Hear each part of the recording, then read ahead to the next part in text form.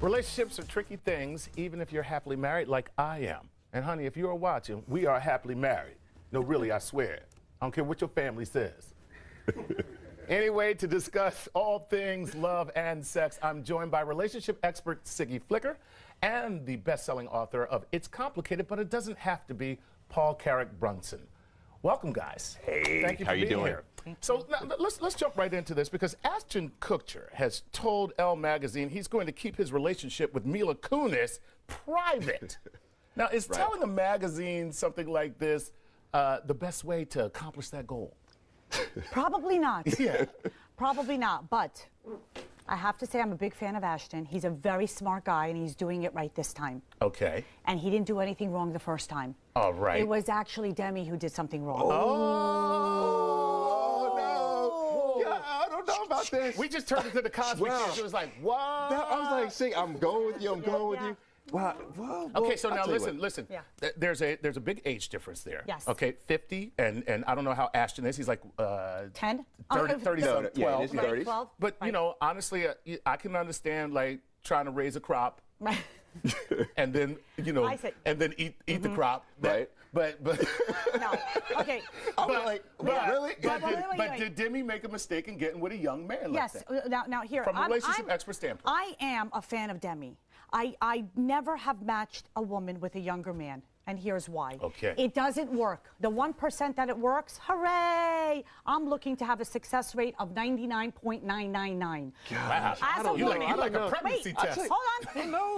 She's like a pregnancy test. She's like, I was 99.99. It is hard enough to be a woman. Right. A woman, if you ask a woman what she wants in a man, you better have a bottle of vodka in 6 hours. You ask a man's very easy. True. He wants good loving. He doesn't want to nag. He doesn't want to nag, and he wants a good meal. Very, very simple. Yeah. Men are This is the wild thing. So I'm in the 1%, okay, because my wife is older than me. Okay. And I By match. how much? My wife is older. Well, I don't know if she wants me to put it out there, but yeah, so you're a she's good older. husband. There you go. You're She's a good older, husband. Jill. Older.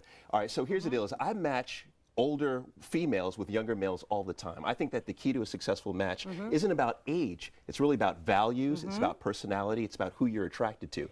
I think with Demi and Ashton, they saw that. Now, I read this Ashton Elle interview, right? And really, it was an interview about something totally different. It was about Steve Jobs, right?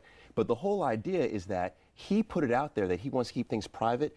That's what you need to do. You keep your private matters private. Yeah, but that's how you keep it successful. The way you keep things private is not by saying I want it to be private. Right. You don't do that. You don't announce it. That's like saying, like, you know, these are my private parts. But take a look. No, but I hear you. But he was asked specifically, because here's the deal: he did date Demi Moore, one of the hottest women on the planet. Now he's dating a woman who is one of the hottest women on the planet. So of course, but it's he's age going to be appropriate. asked. He's going to be asked. It's age appropriate. And let me just say something. It not only ruined Demi's life, getting back to the age thing. I don't know if you have children. Do you have children? I sure do. Okay, great. But in this, that's why it works. In this case, at this stage of the game, you want to have a relationship with a man, and you're already done having kids, and you enter a relationship, you're doomed, because eventually he's going to want a baby. And obviously, this is what Ashton wanted. Yeah, but not all men want to have, you know, procreating is important, but not all men want to. Well, yeah, you're right. I mean, a lot of men don't want to have a baby, you know. But let's look at the age thing when you talk about maturity levels. Correct. It's clear that women mature more quickly than men. Yes. True. So I believe that continues on a continuum. That I believe that in each stage of your life, women are more mature than you are. So wouldn't that kind of come into play in a May-December relationship, like, you know, like that? Yes, because you are the 1%. Very mature. You are the 1%. No. Thank you. I'm not even trying, but you are the 1%. But when you're 30 years old or you're 40 years old and you're dating a 30-year-old, I mean, somebody your age, you're really dating somebody 10 to 15 years younger. It makes it harder.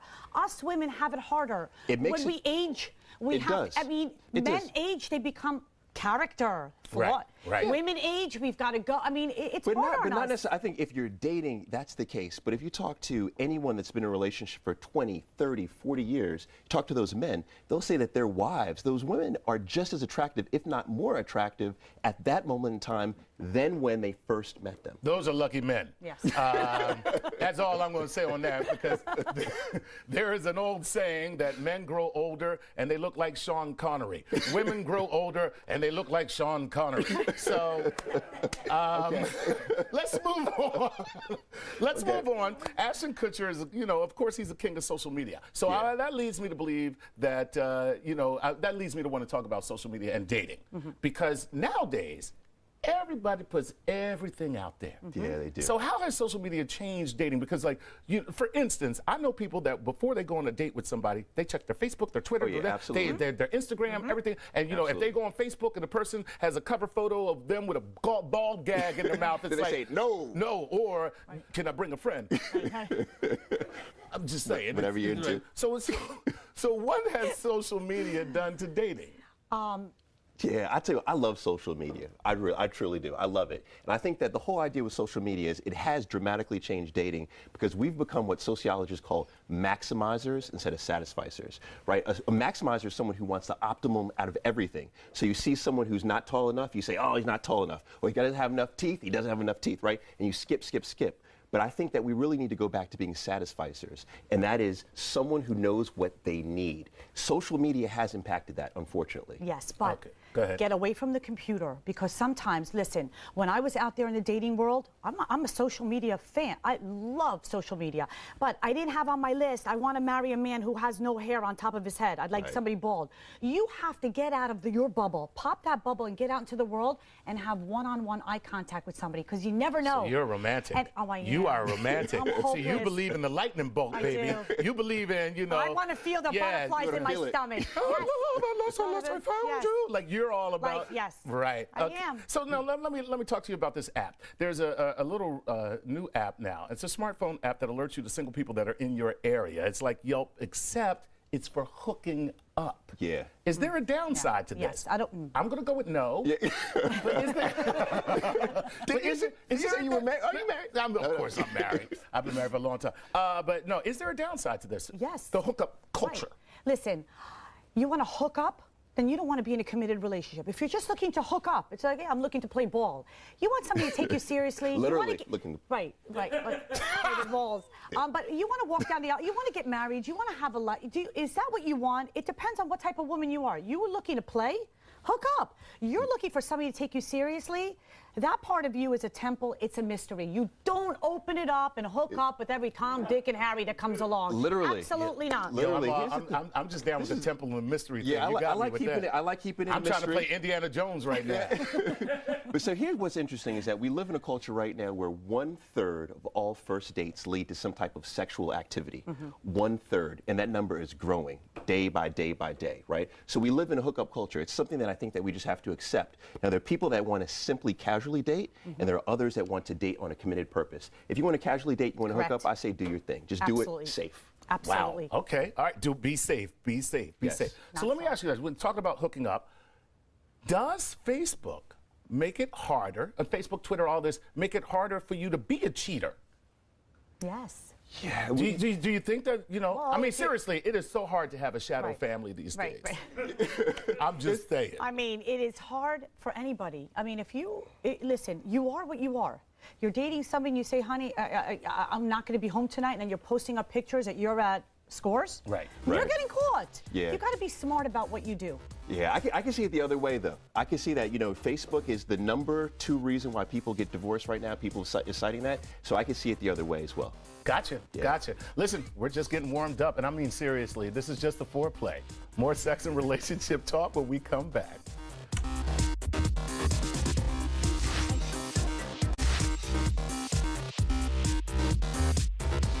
I'm back with Paul Carrick-Brunson and Siggy Flicker. So let's talk about TV's Bachelor, Sean Lowe, along with his fiancée. They were on a recent People magazine cover with the headline, "Waiting for Our Wedding Night." My question, are they insane? And are they insane for waiting? And are they insane for putting this on the cover of a magazine? I think we might be on the same page here. Do we love it? I love it. We love it. I love it. Okay. I'm Love it. sorry. All right, listen. Yes. I love that you love it. Okay, we're all loving it. Yeah. Love it. Feels No, like no, a we love McDonald's it. commercial up in here. Yeah. We're all loving it. But here's the questions that I want to ask you with respect to those dynamics. One, is it better to wait before you get married? Two, does it present any specific problems in the relationship? Three, is it easier if you find out you're not sexually compatible to fix the sex? Or is it easier to fix the relationship when the sex is explosive? I think it's easier to fix sex. I think that it takes 3 to 6 months at least to get to know somebody. Anything that happens too fast also ends fast. I think that it's nice to present yourself as mysterious and go and build a strong foundation. Yes, we found out about your temple. Yes, my temple. But when sex becomes an issue, there are other ways to fix it. Get a good porno. Get some. You could fix sex, Right. but you can't fix if you're not attractive and the guy can't spell Bob backwards and you're physically not there. I don't care what you're buying. Yeah, sex is definitely, it's a component of commitment. Yes. And for sex, a lot of people, it's an expression of commitment. Commitment is a whole lot larger. Mm-hmm. I think with sex, the biggest misconception is that sexual incompatibility isn't about folks that just don't like to have sex, right? Or don't have the same behaviors. It's about people that don't like to be compatible, right? So not learning the other sexual, right, nature of the other person. Mm-hmm. So yes, you So can you're fix saying sex that the easy. intimacy can lead to that. The more intimate Right. you become with that person, Right. the easier it is to get to that Yes. place. Absolutely. Familiarity breeds closeness, which breeds romance. You know, that Absolutely. is the antithesis of what the actual proverb says, which is familiarity breeds contempt. I'm just saying. I'm just saying. Okay. I agree with you both on that, I'm going to say. So because we're all in agreement, it's boring now, so let's Yeah. move on. Here's what I want to ask you. He's a born-again virgin. In his college days, he was sexually active. Okay. But he now says that he's a born-again virgin. I can't even say it. Virgin. Is that a bunch of bull pucky? Being a born-again That he's virgin? born, you're talking about the Bachelor? For a man, yeah. Yeah. Can a man ever be a born-again virgin? Once your dipstick has tasted the sweet oil of love, can you really be a born-again virgin? Yeah, you could take your dipstick out and just say, hey, I want to hold off until I get to better oil. Right. Woo! Yes. You know what I mean? He's just using the terminology born-again virgin. There's no such thing as you either did it or you didn't. Once you did it, you're not a virgin anymore. Can't put the toothpaste back in the Right, tube. you can't. You can't. It's out. The spill is done. It's out.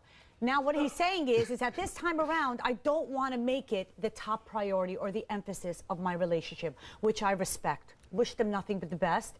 And if there's a problem, they'll call somebody and they'll take care of it later on. Yeah. Gotcha. Okay. All right. You know what? I like what you're saying there. But the born-again virgin thing is BS. I believe we've discovered that. We have. We all agree with that. We all agree on that. Yes. All right, so let's move on. Let's talk about some celebrity relationship news, and I think this is a good thing, but it leads me to a question. Now, here's the deal. Let me just get this right. Danny DeVito and Rhea Perlman, they were married for 30 years, and they have reportedly reconciled. And let me tell you, personally, this was great news to me. I don't know why, but if there are any two people that were made for each other, it is Danny DeVito and Rhea Perlman. Literally. And if they're made they for each couldn't other. make it, I was like nobody can make it. Yeah. Yes. So, is it good to take a break It is. and get back to somebody? Can it work? Or does it just create more resentment or a clarity? Yeah, it works. You know what's amazing is that the last time I was on this show, sitting here, we talked about that exact topic. And I said, I think they're going to get back together, right? Really? That was at the end of the fall. I said that I think they'll get back. Now, here's the deal, is that we know that a couple that is together for a long term, they build a bond that is inseparable. It truly is. And I think it's okay to take a sabbatical, right? To take a break. We do it in business. Now, wait a minute. On that break, Yes. is it okay? Uh-oh, I know where you're going. You know what I'm saying? I know where you're It's going. okay to let the dipstick have some Yeah, more oil. Listen, if both parties agree to the oil, yes. Here is what it's all At the about. with the oil at the same Yes. time? No, with different people, not at the same time. Okay. But I'm just saying, think about a street. The foundation has to be strong. There might be cracks. In order for it not to get heated and say, you did this and you're this and you get nasty, you say, you know what, right now it's not working out. I'm going to go my way, you're going to go your way. And you go your way, and then what happens is time heals wounds, and you think, wow, I don't want to deal with this new dude's baggage. I had him and his baggage that I was used to, which is what happened in this case. I love him. He's not that bad. I miss our time together, and now they're going to come together. They're going to be stronger than ever. Yeah, okay. I love them together. Yeah. Physically together. I mean, they look good. They sound good together. Yeah. Come Right. on. One of those two. Okay. All right, listen. Before we leave, I want to take a little Twitter question because I know you're on Twitter. Are you on Twitter? Yes. Okay, what is your Twitter handle? Paul C. Brunson. Paul C. Brunson. And I know you're at Siggy, right? Flicker. It's at Yep. Siggy Flicker. So here's the thing. Somebody from Twitter asked us this. What's a good pickup line without sounding creepy?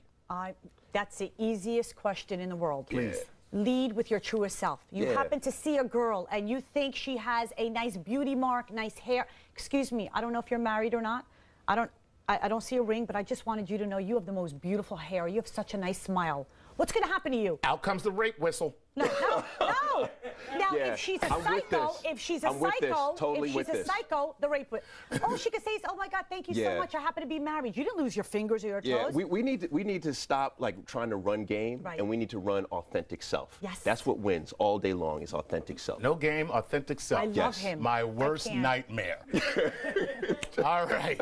Hey, listen, when we come back, I am going into therapy with Dr. Venus Nicolino from the Bravo reality show LA Shrinks.